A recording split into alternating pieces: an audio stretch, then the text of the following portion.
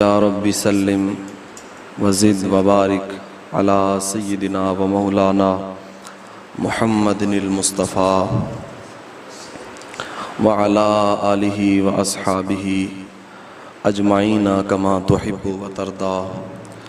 अम्मा बाद फ़अऊज़ु बिल्लाहि मिनश शैतानिर रजीम। बिस्मिल्लाहिर रहमानिर रहीम। या अय्युहल्लज़ीना आमनू इज़ा नूदिया लिस्सलाति मिन यौमिल जुमुअति फ़स्अऊ इला ज़िक्रिल्लाहि व ज़रुल बैअ ज़ालिकुम खैरुल लकुम इन कुंतुम तअलमून। सदक़ल्लाहु मौलानल अज़ीम। रब्बि शरह ली सदरी व यस्सिर ली अमरी वहलुल उक़दतम मिन लिसानी यफ़क़हू क़ौली।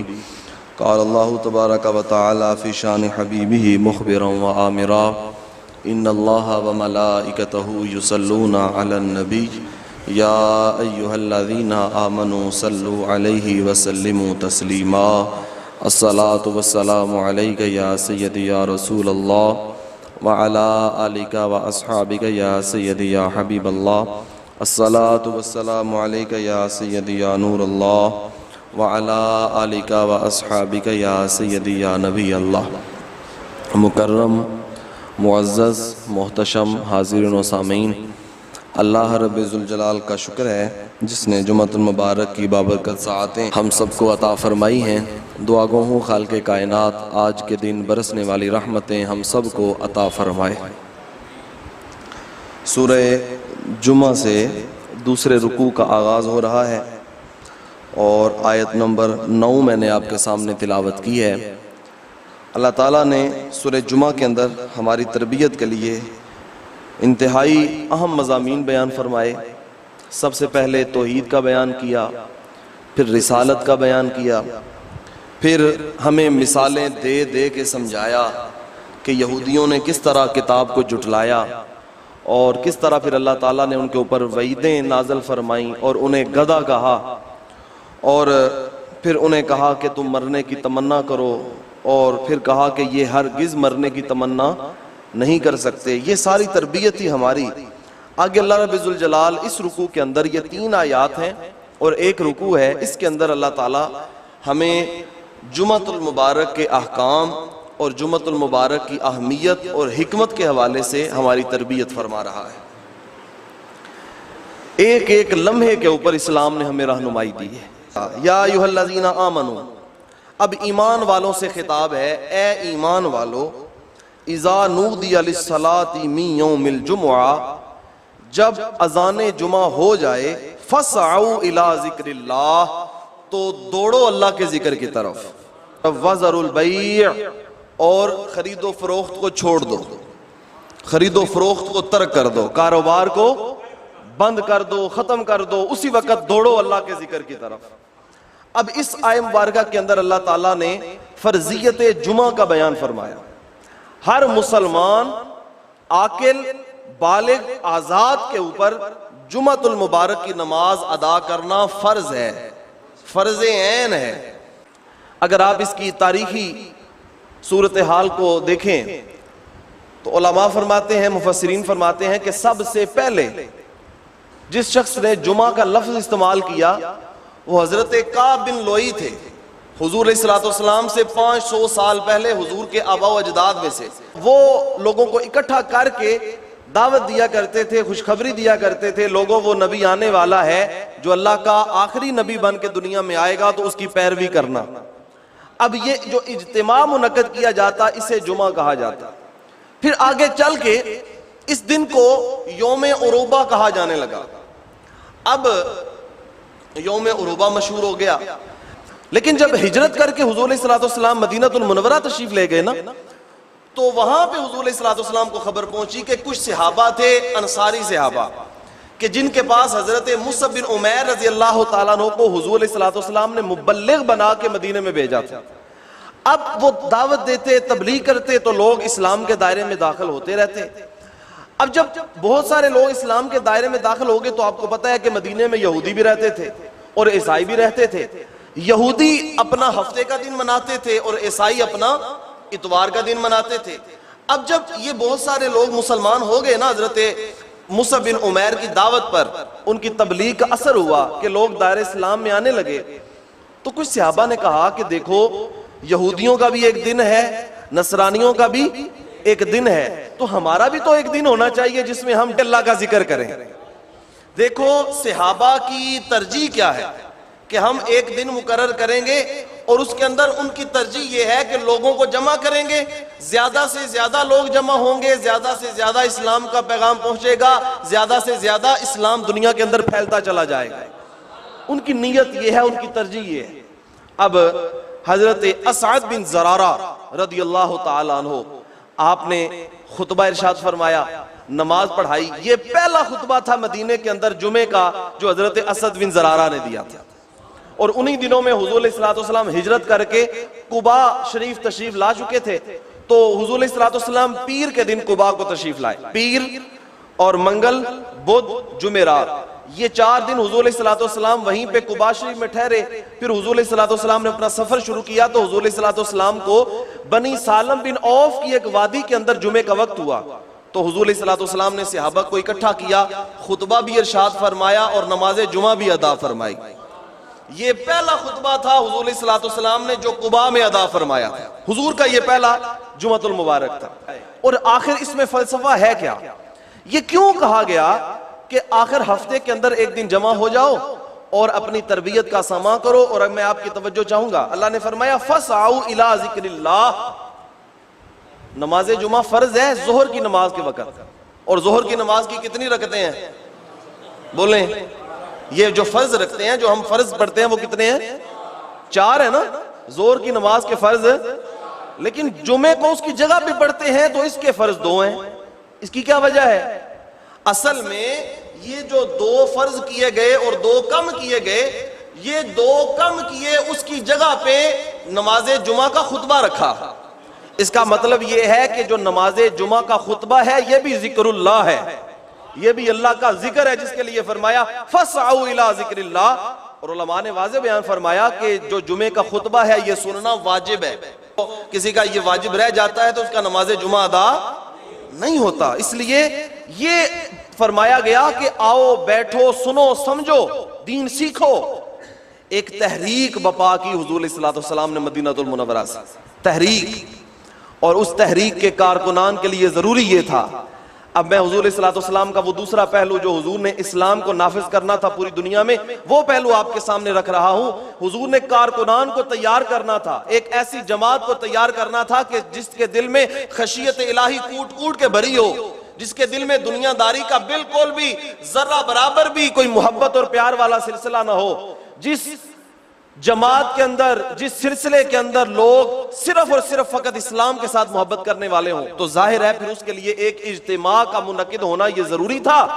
तो 1 हफ्ते के बाद इज्तिमा रखा गया ताकि हर वक्त उनको खशियत इलाही के अंदर महव रखा जाए, हर वक्त उनको दीनदारी के अंदर मुस्तहज़र रखा जाए, और हर वक्त वो हाजिर रहे ज़हनी इतबार से कि हमें जब अल्लाह का हुक्म आएगा तो हम मैदान जिहाद की तरफ चले जाएंगे। ये हिकमत है नमाजे जुमा के लिए एहतमाम करना।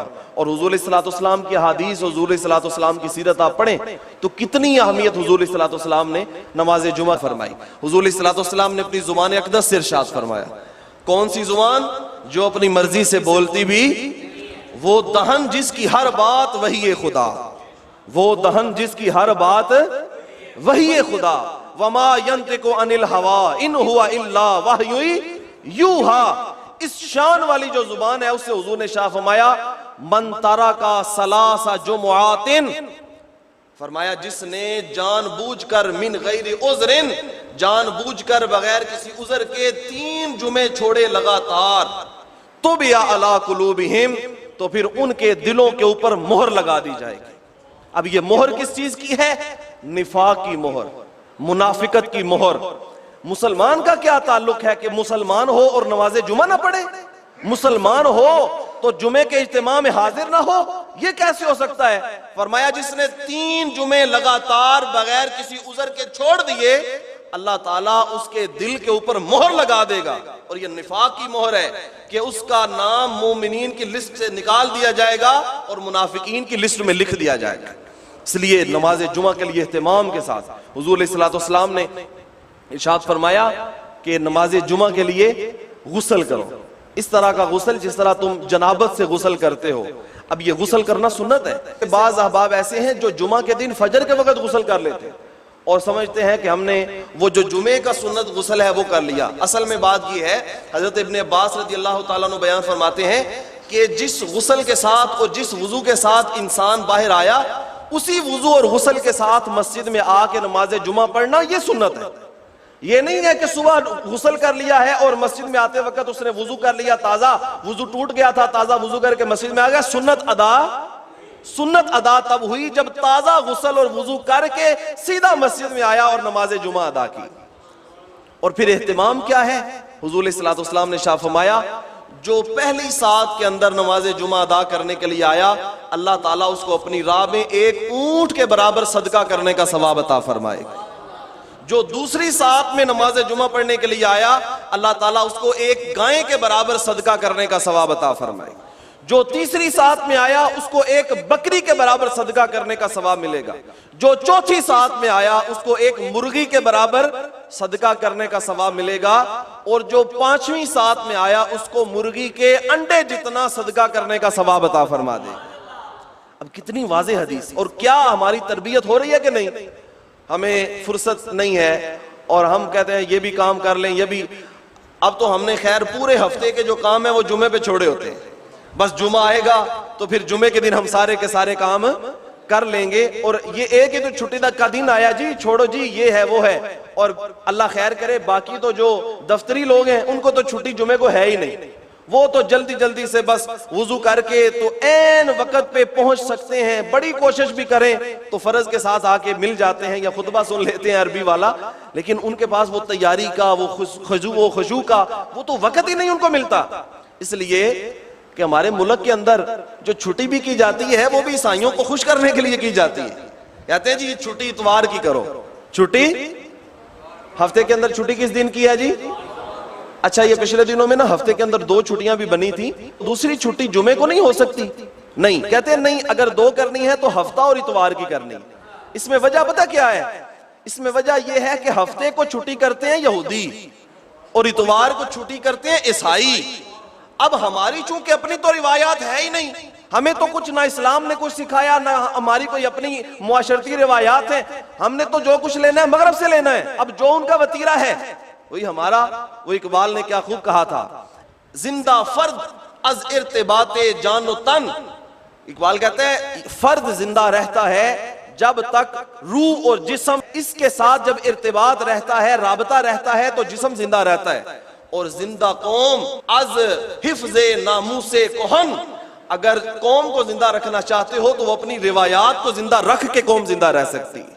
ये क्या हुआ, अपनी रिवायात को छोड़ दिया, सब कुछ तरक करके कहा नहीं नहीं जुमे की छुट्टी हम कर नहीं सकते, जुमे की छुट्टी हम कर सकते ही नहीं। क्या वजह है जी?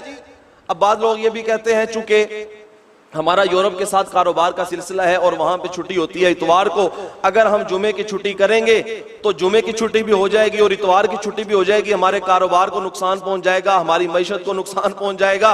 और अगर हफ्ते को छुट्टी कर लेंगे तो जाहिर है वो यहूदियों की छुट्टी है, वो कारोबार उस दिन नहीं करते। और पूरी दुनिया में आलमी बैंक का जो जाल बिछाया हुआ है वो तो यहूदियों ने किया हुआ है। इसलिए अगर हम हफ्ते को इतवार को छुट्टी ना करें तो क्या करें? मैं कहता हूं ये बात भी तुम्हारी काबिल कबूल नहीं। इसलिए कि पाकिस्तान का जो वक्त है ना वो अमेरिका से 12 घंटे का फर्क है। 12 घंटे पीछे है अमेरिका का वक्त पाकिस्तान से। ऑस्ट्रेलिया चले जाएं तो 10 घंटे का फर्क है, अगर बरतानिया चले जाएं तो 5 घंटे का फर्क है। कितने फर्क के साथ तुम वैसे भी तो इतवार वाले दिन उनके साथ कारोबार करते हो, काम करते हो। क्या अपनी रिवायात के लिए, अपने मजहबी मुकद्दस दिन के लिए तुम थोड़ा सा पीछे इस दिन को नहीं लेके आ सकते? और मुझे बताएं जितने इस्लामी ममालिक हैं उनके अंदर जुमे की छुट्टी है कि नहीं? बोले है कि नहीं छुट्टी? तो हमारे पाकिस्तान में भी तो जुमे की छुट्टी होनी चाहिए। और मैंने ये देखा है, यकीन करें, मजदूर डे या इस तरह का जुमे वाले दिन पूरी कौम को छुट्टी हुई तो मैंने अपनी आंखों से ये मंजर देखा कि मस्जिदों में जगह नहीं मिली। लोग अब भी इबादत करना चाहते हैं, लोग अब भी अल्लाह की राह में झुकना चाहते हैं, लेकिन तुम उनको मौका तो दो। जो उनका मुकद्दस दिन है, इबादत का दिन है, उनको उस दिन छुट्टी दे दो। फिर वो अपनी तैयारी के साथ अपना सारा का सारा सिलसिला बना के खशू व खजू के साथ अल्लाह की बारगाह में आएंगे, जब मस्जिद में आके वो खुतबा सुनेंगे, कुरान सुनेंगे, हदीस सुनेंगे, तो बताओ उनका जाहिर व बातिन साफ होगा कि नहीं होगा? इसलिए ये इस्लाम का फलसफा है। इस्लाम कहता है कि जुमे के दिन 7 दिन के बाद जमा हो जाओ और आके खुतबा भी सुनो और नमाज भी अदा करो। तो ये फर्ज है, फर्ज ऐन है। यहाँ पे एक और बात बड़ी काबिल तवज्जो उलमा ने इसके अंदर बयान फरमाया कि जुमा जो है वो शहर के अंदर होना चाहिए। और शहर किसे कहते हैं? शहर वो होता है कि जिसकी चौराहे हो, चौक हो, गलियां हो, बाजार हो, उसके अंदर हर शय मुयस्सर हो। अब इस तरह का एक इलाका हो जिसके अंदर एक वाली मुकर्रर हो और जो मजलूम को जालिम के जुल्म से बचाए, जो वहां पे इंसाफ कायम करे, वहां का बड़ा हो। और हुक्म यह है कि वही जो वाली है, वही जो मुंतजिम है, वही आके खुतबा दे। अब यहाँ पे पिछले दिनों में हमारे एक लिबरल स्कॉलर हैं, वो टीवी के ऊपर बैठ के कह रहे थे, देखें जी ये मौलवियों ने सिलसिला बनाया हुआ है, मस्जिद के अंदर खुतबा देने बैठ जाते हैं। असल में जुमे का खुतबा देना तो हाकिम वक्त का काम है। तो मैंने कहा ठीक है, फिर कल से शुरू कर लो। अगला जो जुमा आएगा वहां से इस्लामाबाद में वजीर आजम इमरान साहब खुतबा दे दे जुमे का, और रावलपिंडी के अंदर शेख रशीद साहब दे दें, और गुजरावाला के अंदर इनके जो अपने हैं मैंने वो दे दें, और सियालकोट के अंदर उस्मान डार दे दे, वहाड़ी के अंदर जहांगीर तरीन दे दे, और बादशाही मस्जिद में शबाज शरीफ को लगा देते हैं, दाता साहब वाली मस्जिद में साबिका वजीर आजम नवाज शरीफ को लगा देते हैं। तो पढ़ लोगे उनके पीछे जुमा? बोले पढ़ लेंगे आप उनके पीछे जुमा? इसके अंदर एक और भी शर्त है, वो ये है कि वो शख्स जुमे का खुतबा दे, नमाज पढ़ाए, जिसके ऊपर लोगों का दिल खुश हो जाए और लोग राजी हों कि यार हम कुरान सुनेंगे कि इस शख्स की जुबान से सुनेंगे, हम हदीस सुनेंगे तो इस शख्स की जुबान से सुनेंगे। अगर ये लोग खड़े हो जाएं खुतबा जुमा देने के लिए तो इनके पीछे कोई खड़ा होगा। लेकिन एक अफसोस की बात यह है कि ये जो जुमे की इमामत है, जुमे का खुतबा देना है, ये है इमामत सुगरा, इसे छोटी इमामत कहते हैं। और जो वजीर आजम के मनसब पे बैठना या सदर बनना पाकिस्तान का, या आला ओहदों के ऊपर बैठना, इसको कहते हैं इमामत कुबरा, बड़ी इमामत। मैं और आप ऐसी कौम है जो इमामत सुगरा के लिए इनको मुंतखब कर सकते। ये जो छोटी इमामत है ना, इसके लिए इनके पीछे खड़े होकर हम नमाज पढ़ सकते। लेकिन हम कहते हैं कोई बात नहीं, वजीर आजम तो बन ही सकता है ना, कोई बात नहीं, सदर तो बना ही सकते हैं, वोट तो दे ही सकते हैं ना। इसलिए ये जो बुनियादी फर्क है हमें जहन में रखना चाहिए कि जो बंदा इमामत सुगरा का अहल नहीं है, वो बंदा इमामत कुबरा का अहल भी नहीं है। कि जो शख्स जुमा का खुतबा दे, नमाज पढ़ाए, वो अच्छे किरदार का मालिक होना चाहिए, अच्छे अखलाक का मालिक होना चाहिए, इल्म वाला होना चाहिए। ये नहीं जिस जाहिल का मर्जिया दिल करे मिंबर पे बैठ जाए, मुसल्ले पे चढ़ जाए और लोगों को दर्स देना शुरू हो जाए ना। बल्लिगू अन्नी वलो आया की हदीस रिवायत सुना के लोग कहते हैं हर बंदे को हक है जी, हर बंदे को हक है तबलीग करने का। बिल्कुल हक है, लेकिन अब हर बंदा तबलीग नहीं कर रहा, अब तो हर बंदा तशरीह कर रहा है, हर बंदा मुफ्ती बना हुआ है। वो एक बंदा आया था अरब से पाकिस्तान के अंदर, तो कुछ दिन यहाँ पे रहा, जब वापस सऊदी अरब में गया तो लोगों ने पूछा बताओ पाकिस्तानी कौम को तुमने किस तरह का पाया? वो कहता है कुल्लू पाकिस्तानियुन मुफ्तियुन व तबीबुन, सारे पाकिस्तानी मुफ्ती भी हैं और डॉक्टर भी हैं, तबीब भी सारे ही। किसी को बीमारी बता के देखो सही, आगे से 10 नुस्खे आपको बताएगा, बताएगा कि नहीं बताएगा? तो अगर किसी से यहाँ से मसला पूछो, तो मैं एक महफिल में बैठा हुआ था, तो एक शख्स आए, साहिब आए, मुझसे मसला पूछने लगे, तो मेरे साथ एक दोस्त बैठे हुए थे, उन्होंने मसला बताना शुरू कर दिया। तो जब उन्होंने मसला बताया तो वो कहने लगे कि जनाब मैं इनसे मसला पूछ रहा हूँ। उन्होंने कहा कोई नहीं, मसला एक ही है, मैं दसा नहीं, कोई गल नहीं। वो मौलाना रूम ने कहा था हर लई में राजदारे दीन शुदे। आज तो ये मामला हो गया, हर लानती शख्स दीन का राजदार बन के बैठा हुआ है। दीन की राजदारी तो अबू बकर उमर का काम है और दीन की राजदारी तो हसन हुसैन का काम था। तो यहाँ कैसे इस मुआशरे के अंदर फैल सकता है? इसलिए आलिम और बाअमल और दरवेश और अच्छे अखलाक के मालिक लोग जब मिंबर और मेहराब पे बैठ के लोगों को दरसे कुरान और हदीस देंगे तो बताओ कौम में तब्दीली आएगी कि नहीं आएगी? इसलिए ये मकसद है नमाज जुमा अदा करने का। 7 दिन के बाद जमा हो जाओ और आके इकट्ठे बैठ जाओ। एक तो मोहल्ले की सतह पे जब तुम जमा हो जाओगे तो एक दूसरे के हाल अहवाल पूछो। अब यहाँ पे लोग जुमा पढ़ के फर्ज पढ़ते हैं, बस ना आओ देखा ना ताओ देखा, भागते हैं ऐसे कि जैसे पता नहीं पीछे इनका क्या काम रह गया है और ये अधूरा छोड़ के आए थे, वापस जाके पूरा करना है। अब ये फर्ज नमाज के बाद जब मस्जिद की दरवाजे के ऊपर रश देखते हैं लोगों का, तो मैं परेशान हो जाता हूँ, आखिर इन लोगों को काम है क्या? तो जब आगे जाके देखते हैं तो वही काम है, फट्टे के ऊपर बैठ के चाय पीना या गपशप लगाना, और कोई ज्यादा काम तो नहीं होता जरूरी।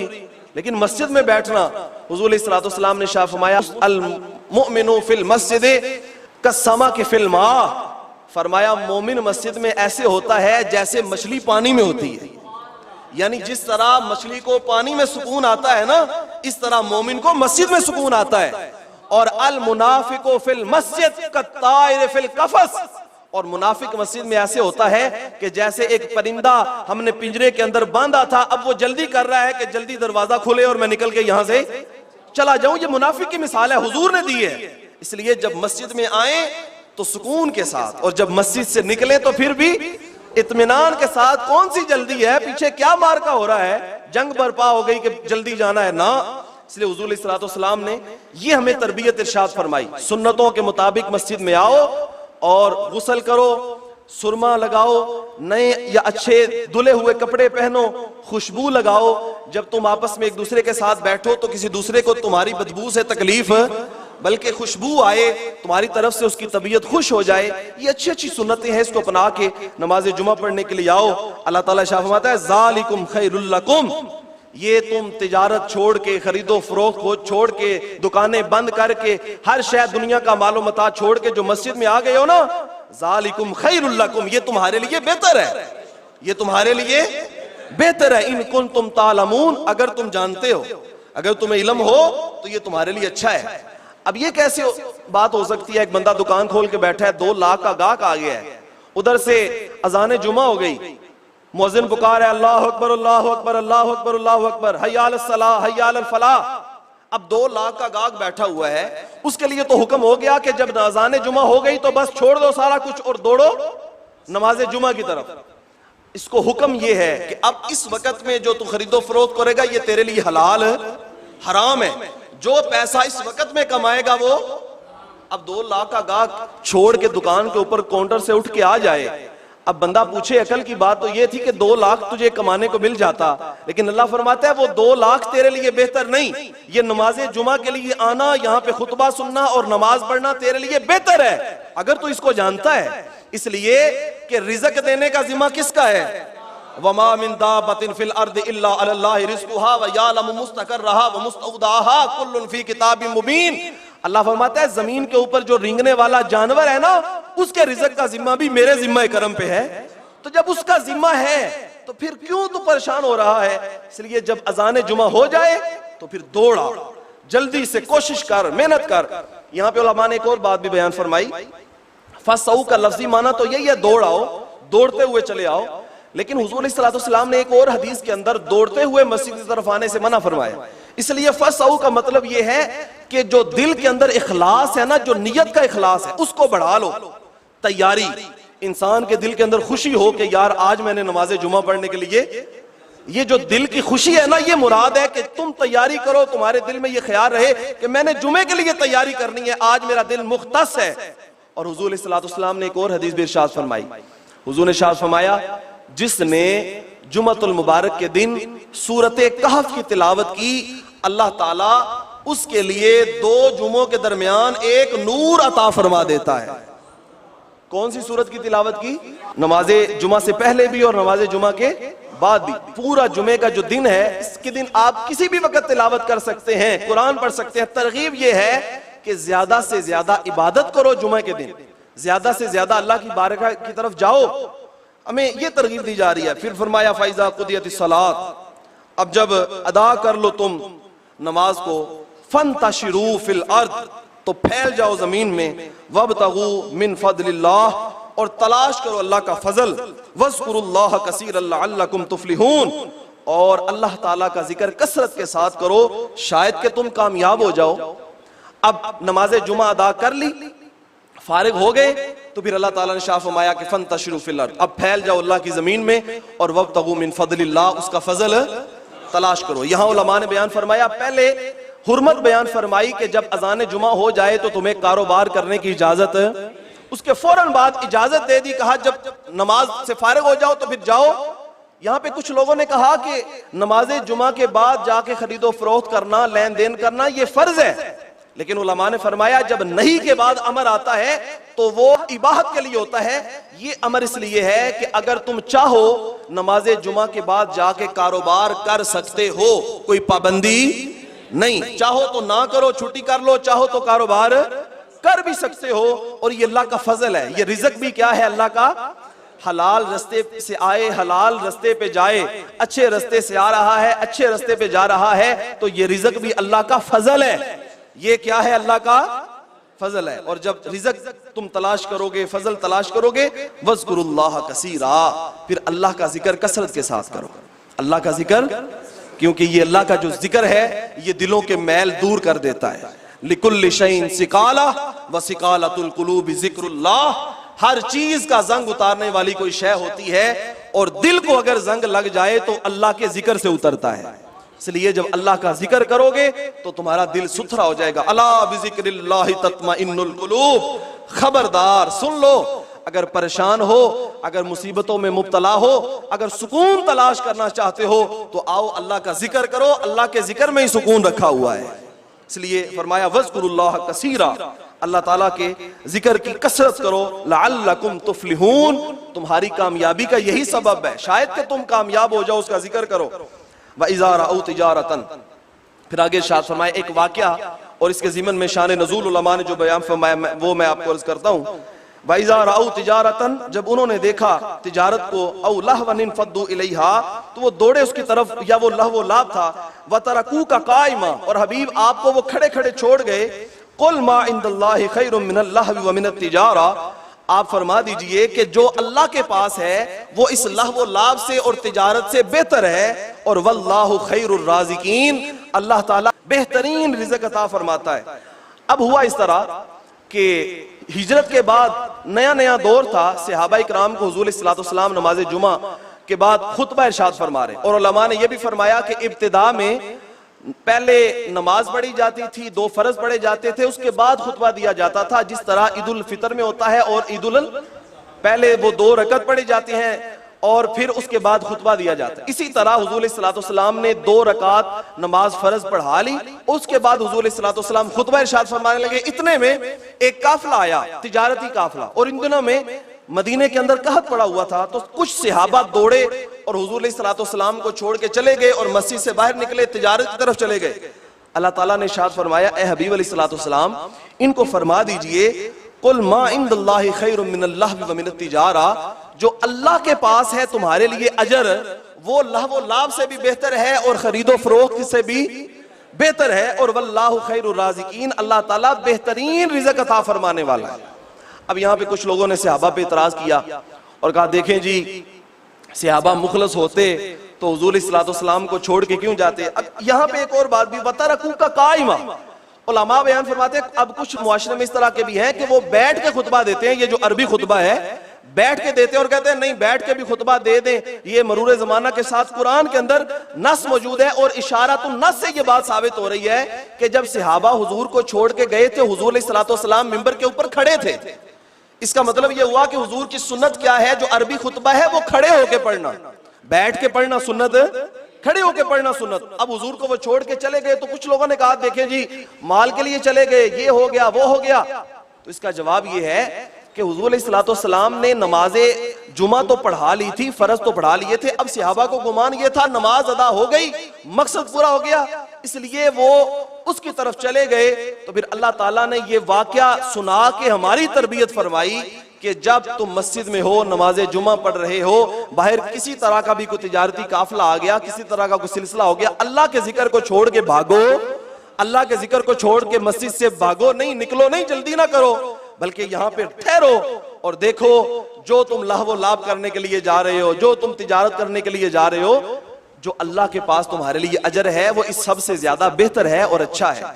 दोस्तान ज़ी वकार, ये अल्लाह ताला ने हमारी तरबियत सूरह जुमा के अंदर इंतहाई अहम मज़ामीन अल्लाह ताला ने बयान फरमाए, तौहीद, रिसालत और यहूदियों की मिसालें दे देकर हमारी तरबियत करना, और फिर जुमतुल मुबारक के अहकामात के अल्लाह ताला ने ये हफ्तावार इज्तिमा हमें क्यों अता फरमाया। देखिए ना, इस्लाम का एक फलसफा है इस तरह का कि 5 वक्त मोहल्ले की सतह पे लोग जमा होंगे और नमाजें 5 वक्ता अदा करेंगे, फजर, जोहर, असर, मगरिब और इशा सारे लोग जमा होंगे, आएंगे, एक दूसरे से मिलेंगे, हाल अहवाल का पता करेंगे, पूरे मोहल्ले का ख्याल रखेंगे। हफ्ते के बाद पूरे इलाके के लोग जमा होंगे और फिर वहां पे इकट्ठे होके लोग एक दूसरे के हाल अहवाल पूछेंगे, दरियाफ्त करेंगे, कुछ खैर वाफियत मालूम करेंगे। अब इस तरह से इनका ताल्लुक बना रहेगा कि नहीं बना रहेगा। अब जब साल के बाद एक अहम इज्तिमा हमें हज दे दिया कि पूरी दुनिया से मुसलमान इकट्ठे होके आ जाओ हज बैतुल्लाह के लिए, और वहां पे हुक्म है कि इमाम हज जब खड़ा हो तो पूरी दुनिया के जो मसाइल हैं मुसलमानों के, उनको बयान करे, उनका हल करे, उनके लिए तगदो मेहनत और कोशिश जिद्दोजहद करना लोगों को सिखाए। ये फलसफा बड़ी अहमियत का हमें इस्लाम के अंदर, और इसके ऊपर हमें पूरा उतरना चाहिए। अगर हम इससे दूर रहते हैं तो हम इस जुमअतुल मुबारक की हिकमत से दूर रहते हैं। हमें इसकी हिकमत को जरूर भी जरूर अपनाना होगा और इससे फायदा हासिल करना होगा। आज भी पाकिस्तान के अंदर ये कुछ ना कुछ, ये इतना इलेक्ट्रॉनिक मीडिया, प्रिंट मीडिया ने इतना तूफान बर्पा किया हुआ है, लेकिन अब फिर भी मुआशरे के अंदर लोगों के ईमान बाकी हैं। तो मुझे बताओ, ये नमाज जुमा का सदका नहीं है? ये हफ्ते के बाद जो आप लोग जमा हो जाते हैं, उलमा से अहादीस सुनते हैं, कुरान मजीद की आयात सुनते हैं, दिलों को पाकीज़गी बख्शते हैं, तो वो सारे का सारा खशियत इलाही, खशू खजू वो ताज़ा नहीं हो जाता? इसलिए ये हिकमत है। आप तमाम अहबाब इसके ऊपर अमल करेंगे, इसके ऊपर हम जब चलेंगे तो अल्लाह ताला हम सबको हिदायत अता फरमा देगा और अपना नूर अता फरमा देगा। सूरह जुमा की तफसीर जो है वो किताबी शक्ल में मैं इस वक्त आपको पेश नहीं कर सका, बस मेरी सुस्ती समझ लें किसी तरह की भी, लेकिन इंशाल्लाह आने वाले कुछ जुमात के बाद ये सूरह जुमा की तफसीर जो है वो किताबी शक्ल में हम किताबचा शाया करके आप अहबाब की खिदमत में पेश करेंगे। मकसद यही है कि कुरान मजीद के एक एक लफ्ज़ के ऊपर हम गौर करें, तवज्जो करें, इसके मफाहीम को, मतालिब को समझें और कुरान के मुताबिक अपनी ज़िंदगी को बसर करें। अल्लाह ताला मुझे और आपको अमल की तौफीक अता फरमाए कि मोहम्मद से वफा तूने तो हम तेरे हैं, ये जहाँ